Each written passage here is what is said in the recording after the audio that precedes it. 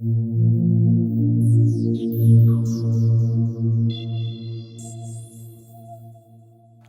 life of a real estate agent is constant negotiation. We negotiate listings, we negotiate buyer's contracts, we negotiate with other agents, we negotiate prices, we negotiate with lenders, we negotiate every single day. And in today's video, I wanted to talk about how to negotiate in between agents. You know, you've seen tough agents and weak agents, and we need to know how to work with both of them. My name is Roman Ivanov. I'm a real estate coach with Tom Ferry and also an agent with Coldwell Banker. So I had more than 10 years experience negotiating deals, and I'm about to share it with you. So negotiating with other agents is a tough task because you're negotiating with a negotiator. It might be a little easier if you find the negotiator who would work with you, but it doesn't happen all the time. So there is 3 C's of negotiators: combative negotiator, collaborative negotiator, and compromising negotiator. So let me explain how to work with each of those. Combative negotiator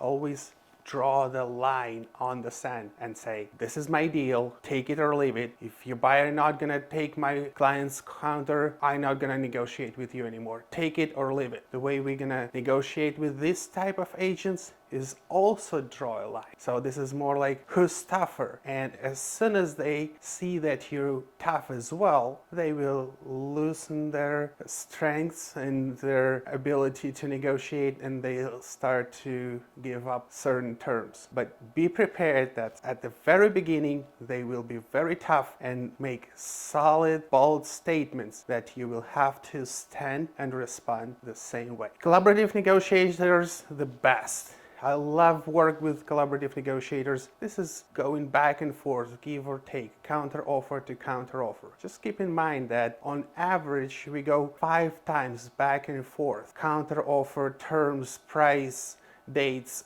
inclusions, etc. Don't take the first counter offer you get. Try to negotiate something more for your client. And if it's a fair deal and your counterparty responding appropriately, giving and taking certain things, that's a fair negotiation, and that's the easiest for you to work with. Well, and the last type of negotiators, they compromising negotiators. They're the toughest one. They will take your offer and gonna be like, oh, thank you so much for your offer. I'm so happy that you brought that in. I would love to work with you. Let me present it to my client. And then they present it to their client, and their client might be combative negotiator and gonna say no, and they're gonna come back to you and say, well, I'm so sorry, I tried, but it didn't work. My client doesn't work, take your offer. So how would you handle that? We need to control them. That's what they want, to be controlled. We need to ask them, what did you tell to the seller? What seller told us? What's important for the seller? How soon does the seller need to move? And this type of negotiators, they will give you all that information because they want to give, they want to share. They don't want to fight with you. So as soon as you're going to gather enough information from the agent in order for you to make a proper decision on how to proceed, then you can prepare the counteroffer that would make sense for the seller. So you're pretty much doing the double job, and that agent just become a middleman in between two of you. But that's the way you do it. You need to find a way to gather the information and turn it